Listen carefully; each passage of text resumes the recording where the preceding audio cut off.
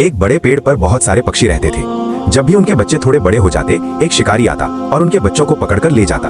धीरे धीरे पक्षियों की संख्या कम होने लगी। सभी पक्षी बहुत परेशान थे और डर के साए में जी रहे थे। एक दिन पक्षियों ने देखा कि शिकारी दूर से उनकी तरफ आ रहा है। तभी एक बूढ़ा उल्लू बोला, अगर तुम इस मुसीबत से बचना चाहते हो तो वही करना जो मैं कहता हूँ। जब शिकारी पास आया तो उल्लू ने उससे कहा, हे शिकारी, अगर तुम हमारे बच्चों को नहीं ले जाओगे तो हम तुम्हें एक ऐसा फल देंगे जिसे खाकर तुम शेर से भी ज्यादा ताकतवर हो जाओगे। ये सुनकर शिकारी बहुत खुश हो गया और बोला, ठीक है, पहले मुझे वो फल दो। उल्लू उड़कर गया और एक फल लेकर आया। शिकारी ने झपट कर वो फल खा लिया। कुछ देर बाद वहां से एक शेर गुजर रहा था। तभी उल्लू बोला, यही मौका है अपनी ताकत दिखाने का। अब तुम इस शेर से मुकाबला करो और फल की ताकत देखो।